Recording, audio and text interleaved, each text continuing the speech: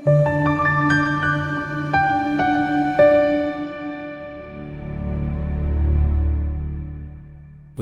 ukukhuluma nawe kwi-channel kaMupastor Ningi engathi kungaphila ubusiseke wherever you are, whatever you do, whatever you touch nje ibe isibusisi iphenduka impumelelo. Gaba kuPastor Ningi udaba lomabhuku njengenjwayelo-ke sibile namhlanje ukubheka nje udaba lomabhuku, kodwa-ke sicela wenzela kokubalulekile ukuthi uma ungaka-subscribe siyacela ukuthi uqinisekise ukuthi undlula ngo-subscription laphayana subscriber.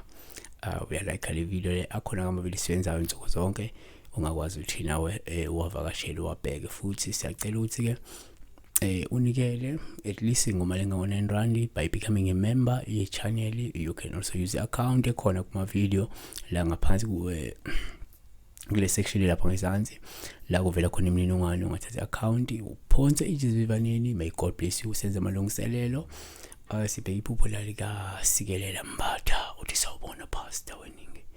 Ngicela lokubuza uma uphupha kubhala izivivinyo mase uyaphasa kuqonda ukuthini?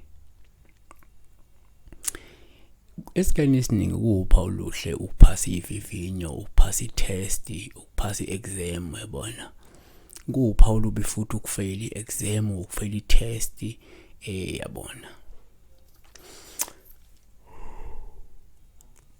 number 1, uma uphupha ubhala izivivinyo upha oluhle uma uphasa lezo vivinyo, kusho-ke ukuthi uzokwazi ukunqoba izingqinamba futhi uzophumelela uphinde ube nenhlanhla noma ingcebo kanye nenjabulo. Number 2, uma uphupha ubhala izivivinyo sikuthatha njengophawu olubi. Uma uphupha ufeyila lezo vivinyo kusho ukuthi uzokwehluleka noma uzolahlekelwa noma uzobhekana nendumalo noma uphinde ubhekane-ke nezinkinga ezingaphezulu kwamandla akho futhi ungeke waba nazo ixazululo zazo. Yabona.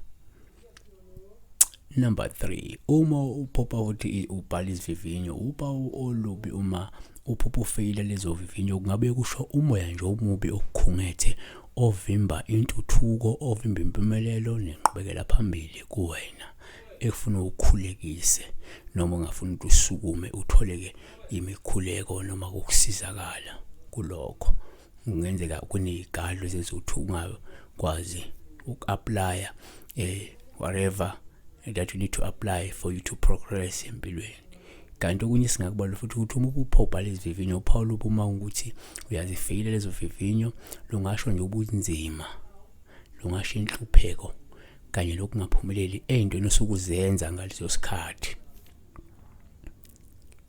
Siphethe ngakuthi uphupha ubhala izivivinyo uphawu olubi uma uzibone ngathi akwakulungeli ukubhala lezo vivinyo noma you see yourself as if you are not ready, yabona, to write lezo vivinyo lezo.